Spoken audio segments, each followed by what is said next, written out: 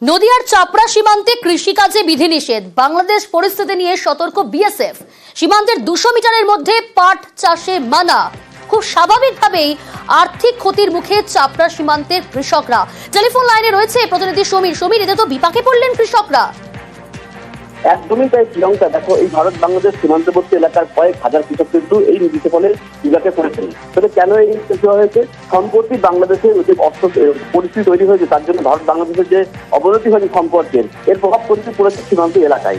এবং ভারত বাংলাদেশ সীমান্তবর্তী চাপড়া এলাকায় কিন্তু কাঁটাতার দিয়ে বেড়া দেওয়া হয়েছে এবং এই কাঁটাতারের যে বেড়া রয়েছে তার দুপাশে কিন্তু ভারতীয় ভূখণ্ড রয়েছে, অর্থাৎ বাংলাদেশের দিকেও কিন্তু 0 পয়েন্ট পর্যন্ত কাঁটাতারের বেড়া থেকে বেশ কিছুটা ভূখণ্ড রয়েছে, এপাশেও রয়েছে। এবং এই যে কৃষি জমি, এখানে কিন্তু ভারতীয় বাসিন্দারা বা নাগরিকরা চাষাবাদ করে, কিন্তু সেই চাষাবাদে নিষেধাজ্ঞা জারি করা হয়েছে। বেশ,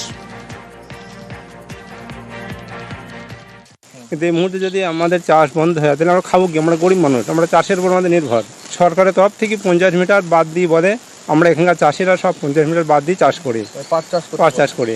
আর পাট চাষ যদি বন্ধ হয়ে যায় আমাদের প্রথমে ক্ষেত মজুরিকে আমাদের মেহনত বন্ধ হয়ে যাবে, আমাদের অনেক অভাব দেখা যাবে।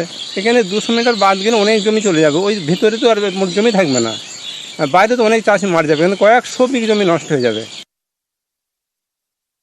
আমরা বিভিন্ন সোর্সেস থেকে এই কমপ্লেনটা পেয়েছি। এরকম একটা 50 মিটারটাকে 200 মিটার্স করা হয়েছে, তার জন্য স্থানীয় মানুষের অসুবিধা হচ্ছে বলে সেটা আমরা যে কনসার্ন অথরিটি রয়েছে এটা বিএসএফ এর সাথে টেক আপ করবার জন্য আমরা তাদের সাথে কথা বলবো।